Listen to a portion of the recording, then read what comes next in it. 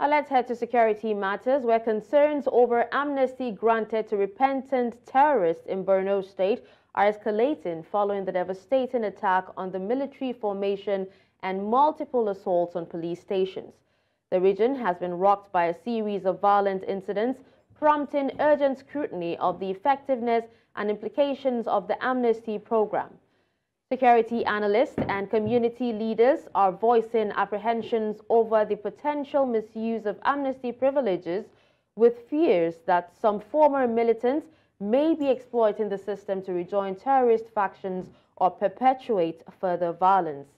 The recent brazen assaults on military and police installations have reignited debates on the balance between reconciliation efforts and national security imperatives.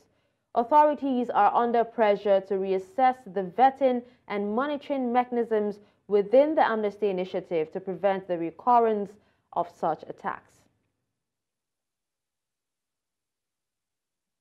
Now, to discuss this further, I'm joined by a security analyst, Ahmed Musa Husaini. Hello, Ahmed. Thank you so much for joining me.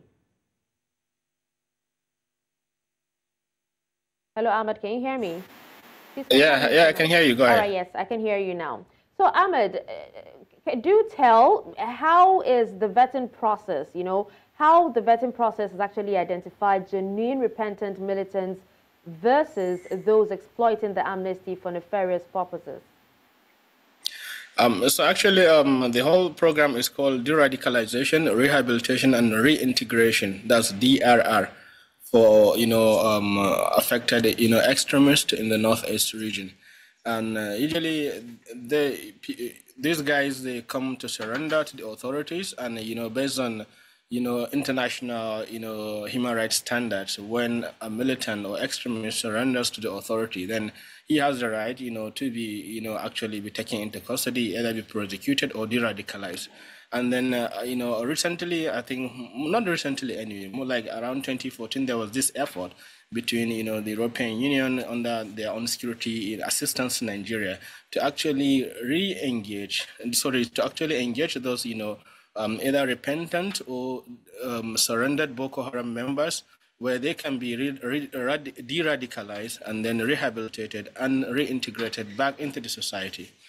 And so that's actually what initiates the program. They have, usually those guys are actually held in a facility where they are being given, various de-radicalization training.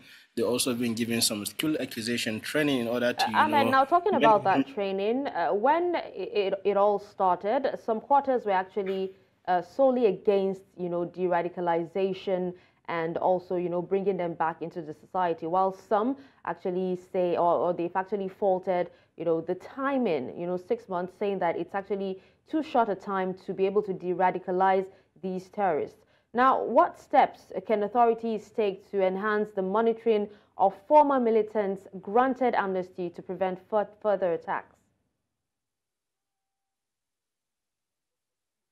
Anything to actually find some percentage of de-radicalized or rehabilitated persons actually going back into their own crime. It's just like people going through drug rehabilitation or something. There are actually people that actually suffer from some form of relapse.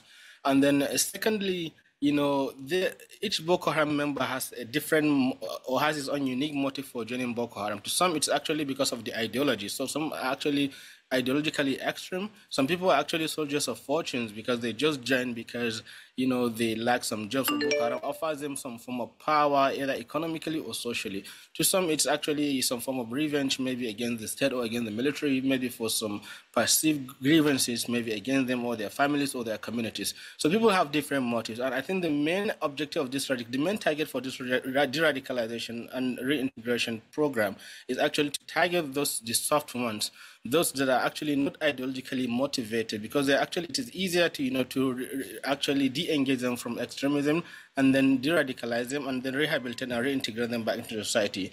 And as for your question about how can we improve the monitoring, I think the authorities actually need to actually constantly ensure that de-radicalized members that have been actually thrown back into the community have been adequately monitored. They should have a database of all those repentant terrorists that are being put back into the community, and they should constantly be tracking them to see how they are faring, whether they've been actually, fully engaged in economic activities or, in the social life of their communities, or they are actually being, socially or economically excluded, thereby, improving the chances of them actually getting back into crimes. All right, now speaking about, being socially included or excluded, now what role do social economic factors play in recruiting and reintegrating former militants? And how can they be addressed to prevent radicalization in the first place? Yeah, actually, social and economic factors play a very big role because if you look at it, as I said earlier, some people actually join Boko Haram because of the economic and social opportunities it offers them. And, when you pick them out of it, then you have to actually ensure that they have some form of activities going on that, give them some economic and social leverage, in their communities. Because if you allow them to be socially and economically excluded, then you are actually trying to actually make crime attracted to them. It's either they actually re-engage in some form of crimes or actually go back to full-blown terrorism that they are coming out of. As in the cases that we've seen recently in Maiduguri, in Borno State, it's actually some of those repentant Boko Haram were actually engaged in drug abuse, actually in drug trafficking, and then some of them were arrested. And because some of them were arrested, then they had to actually and some of them were arrested and held in some security facility. Then they had to actually attack that facility in order to free some of their compatriots in crime. So you can see that the fact that some of them are actually engaged in drugs, as many militants or many terrorists actually engage in drugs, and so this is actually part of the whole de-radicalization and rehabilitation effort. All right, Ahmed. So society now just before I let you go, this is actually a very, very important question. How can the government balance or find a balance between offering amnesty to repentant militants and ensuring the safety and security of the people? Yeah, actually, it is quite a delicate balancing act because on one form, the government has a bigger priority to ensure the safety of the people. So I think for me, it has to be a form of a very hard approach by actually, making the conditions for the release of the repentant terrorists very strict. Not just because sometimes actually authorities may just seek to release them because they just are tired of taking care of them. There's a lot of financial and administrative burden of doing that, and there are a lot of thousands of terrorists been surrendered to the authorities. So if we can actually increase or make if we can make those measures or those conditions very stringent for the terrorists to qualify for release, then that will actually ensure that only the ones that are being considered like extremely rehabilitated and de-radicalized can actually be released into society. And also we have to ensure strict monitoring.